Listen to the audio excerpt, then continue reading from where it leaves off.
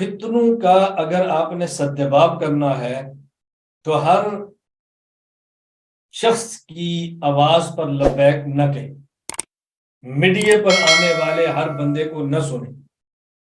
فتنوں کا سدباب کرنا ہے تو جو شخص فتنوں پر مہارت رکھتا ہے، جو فتنوں کا مقابلہ کرتا ہے، اور جو شخص فتنے کا مطالعہ کرتا ہے اور اپنی پوری توانائی کے ساتھ آتا ہے، آپ اس کو دیکھیں، اس کو سنیں۔ عموماً ایسے ہوتا ہے کہ ایک فتنے کے خلاف گفتگو ہوتی ہے، دلائل کے ساتھ ہوتی ہے، بڑی مضبوط اور مؤثر ہوتی ہے، اور ایک چلتا چلاتا کلپ آتا ہے ایسے بندے کا جس کا رد فتن موضوع بھی نہیں ہے، فتنوں پر اس کا مطالعہ بھی نہیں ہے، فتنوں کا رد اس کا مزاج بھی نہیں ہے۔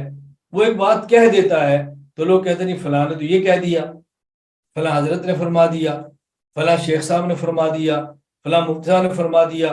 میں ان سے پھر یہ بات پوچھتا ہوں، کیا ان کا اس موضوع پر مطالعہ ہے؟ کیا ان کا یہ موضوع ہے؟ کیا ان کا یہ مزاج ہے؟ جی نہیں۔ تو میں نے کہا ہر فن میں اس فن والے کا اعتبار ہوتا ہے، اور یہ بات بڑی تفصیل کے ساتھ علماء نے وضاحت سے لکھی ہے۔ ہمارا بھی انشاءاللہ 12 تاریخ سے اصول عقائد کورس چل رہا ہے، آپ اس میں داخلہ لیں، آپ اس میں شرکت کریں۔ ہم نے تفصیل سے اس پر بات کی ہے کہ تفسیر میں ماہر تفسیر مفسر کا قول معتبر ہے، حدیث میں ماہر حدیث محدث کا قول معتبر ہے، اور فقہ میں ماہر فقہ فقیہ اور مفتی کا قول معتبر ہے۔ اسی طرح ہر فن میں اس فن کے ماہر کا اعتبار ہوتا ہے۔ تو فتن کے مقابلے میں بھی رد فرقے باطلہ کرنے والے شخص کی بات معتبر ہوتی ہے، دائیں بائیں دیکھنے کی حاجت نہیں ہے۔ یہ فلاں نے یوں کہہ دیا تو فلاں نے یوں کہہ دیا تو فلاں یہ کہہ رہا ہے۔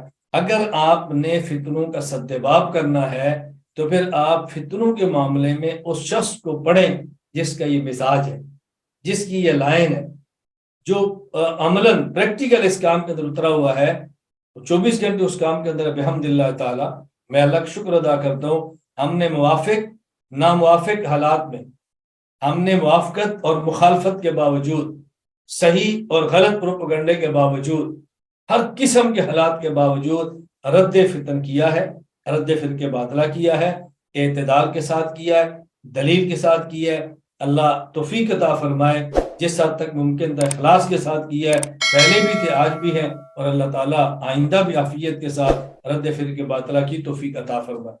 تو میں آپ سے گزارش کروں گا، ہر بندے کی بات نہ سنیں، ہر بندے کا بیان نہ سنیں، ہر بندے کی بات تحریف پر توجہ نہ دیں، بس شخص متعین کریں جو آپ کا دل کرتا ہے، جو اس عنوان پہ آپ بہتر سمجھتے ہیں، پھر آپ کو کام کرنے کا لطف آئے گا۔